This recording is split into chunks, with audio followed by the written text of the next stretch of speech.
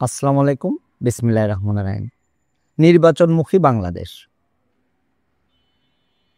শুনতে খুব ভালো লাগছে।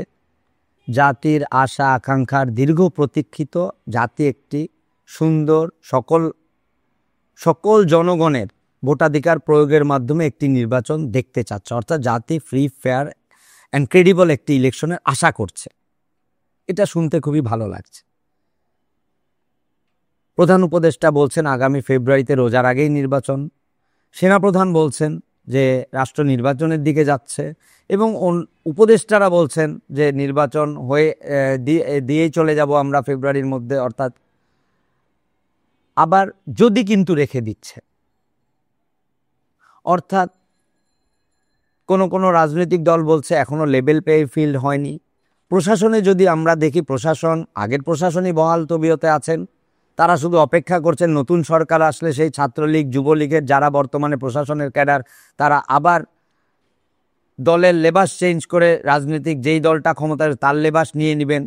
তাহলে গাড়ি ঘোড়া চড়ে যে লেখাপড়া করে যে গাড়ি ঘোড়া চড়ে সে, অর্থাৎ লেখাপড়া করলেই গাড়ি ঘোড়া চড়বো, অর্থাৎ সেই গাড়ি ঘোড়া চড়ার জন্য আমাকে মেধা খাটাতে হবে না, আমাকে শুধু ফাইল সিগনেচারের বিনিময়ে কিছু পেলেই হবে।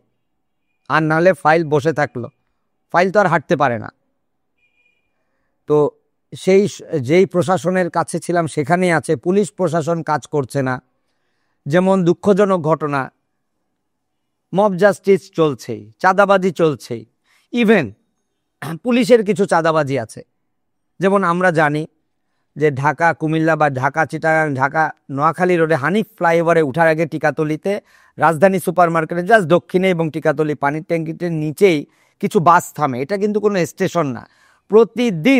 প্রতিদিন এখান থেকে দুঃখের সাথে বলতে হয় পুলিশ এই বাস থামানোর জন্য 10,000 টাকা পায়। প্রতিদিন ট্রাফিক পুলিশের কাছে যায়। এছাড়া সার্জেন্টরা তো আলাদা উপরি পায়।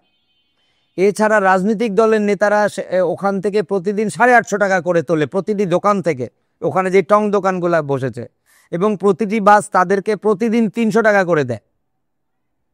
অর্থাৎ ওই এক জায়গাতেই তো 20,000 টাকার উপর ব্যবসা কিন্তু বন্ধ হয়নি, না পুলিশে না প্রশাসনে। সেনাবাহিনীকে ম্যাজিস্ট্রেসি পাওয়ার দেওয়া হয়েছে, আমরা দেখিনি সেনাবাহিনী সেখানে কোনো প্রক্রিয়া চালাতে। অর্থাৎ সেই ব্যবসা কিন্তু চলছে। ইভেন আপনি দাঁড়াবেন, আপনি কোনো কাজ করতে যাবেন, আপনাকে ওখানে চাঁদা দিতে হবে, নাহলে ওখানে বসতে দিবে না।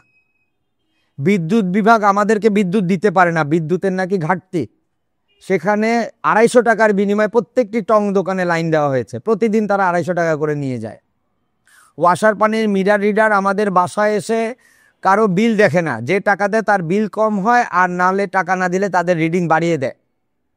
সেখানে সেই টং দোকানগুলোকে পানি সাপ্লাই দেওয়া হয়, কারণ প্রত্যেকটা টং দোকান থেকে তাদেরকে 200 টাকা করে প্রতিদিন দেওয়া হয়। আর বাস কাউন্টারগুলো তো আছেই। অর্থাৎ দুর্নীতির বাংলাদেশ ছিল 17 বছর, আরও 1 বছর আমরা পার করলাম সেই দুর্নীতি নিয়ে। আমরা নির্বাচনমুখী, অর্থাৎ জাতির আশা আকাঙ্ক্ষা ধূলিসাৎ। আমি বলছি না যে নির্বাচন দিয়েন না, নির্বাচন আমরাও চাচ্ছি, নির্বাচন ফ্রি, ফেয়ার, ক্রেডিবল ইলেকশন হোক। জাতি ভোট দিতে চায়, জাতি ভোট দেওয়ার জন্য দীর্ঘ 17 বছর অপেক্ষা করেছে, কিন্তু এই উপদেষ্টা পরিষদ জাতিকে কিছুই দিতে পারেনি। তারা শেষে এখন এসে বলছে কি ছেড়ে দে মা কেঁদে বাঁচি। এখন আবার কিছু রাজনৈতিক দল বলছে, যারা কিসের ভিত্তিতে বলছে আমি জানি না, জুলাই সনদ কি ভিত্তিতে সাইন হবে, তা না হলে নির্বাচন হতে দেওয়া হবে না। যেখানে মহান মুক্তিযুদ্ধ, তার উপরে তো আর কিছু হতে পারে না। তারপরে জাতি একজন অথর্ব ব্যক্তিকে রাষ্ট্রপ্রধান বানিয়েছিল, যে মুক্তিযুদ্ধ করেনি, যে স্বেচ্ছায় পাকিস্তানের কাছে বন্দী হয়েছিল। তিনি 10ই জানুয়ারি 1972 সালে এসে নিজেকে প্রথম রাষ্ট্রপতি ঘোষণা করলেন। আবার 12ই জানুয়ারি তাকে কেউ শপথ পড়ায়নি, তিনি নিজেই রাষ্ট্রপতি হয়ে গেলেন। যিনি কিনা 30,000কে 30 লক্ষ বানিয়ে দিলেন, যিনি কিনা 30,000ই হোক বা 3 লক্ষই হোক, তাকে 30 মিলিয়ন বানিয়ে দিলেন। আবার যিনি কিনা 12 তারিখ জানুয়ারি মাসের 1972 সালের প্রধানমন্ত্রীকে শপথ পড়ালেন, তিনি নিজেকে একদলীয় শাসন কায়েম করলেন। ওনারই মেয়ে প্রায় 15 বছর যেই স্বৈরা শাসন জাতিকে দেখিয়েছেন, সেই পথই কিন্তু উপদেষ্টা পরিষদ দেখিয়েছে। সেখানে কোন ভিত্তিতে, কার ভিত্তিতে এখন রাজনৈতিক দলগুলা বলছে যে জুলাই সনদে কি আইনি ভিত্তি না দিলে আমরা নির্বাচন হতে দিব না? অর্থাৎ যারা রাজনীতি করে না, আমি বলবো তারা প্রত্যেকটা লোক, ব্যক্তি চোর, বাটপার। অর্থাৎ তারা রাজনীতির জন্য রাজনীতি করে না, নিজের পেটের স্বার্থে রাজনীতি করে। তারা তার ভবিষ্যৎ কামানোর জন্য রাজনীতি করেন। জাতির আশা আকাঙ্ক্ষা দেখেন না, জাতির চেহারার দিকে তারা তাকান না। এই উপদেষ্টা পরিষদও এর দায় এড়াতে পারেন না। কোনো চাঁদাবাজি বন্ধ হয়নি, মব জাস্টিস তো বেড়েছে। দ্রব্যমূল্য 27 থেকে 33%, আমি বাজারের কথা বলছি। অর্থাৎ জাতির আশা আকাঙ্ক্ষা ধূলিসাৎ। অর্থাৎ আমরাও চাইব, জি আপনারা নির্বাচন দিয়ে যান। মানুষ পরিবর্তন চায়, মানুষ সত্যিকারের পরিবর্তন দেখতে চায়। মানুষ নির্বাচিত সরকারের কাছে এখন একটাই দাবি থাকবে, এদের দ্বারা আর কিছু হবে না, জাতি বুঝে গেছে।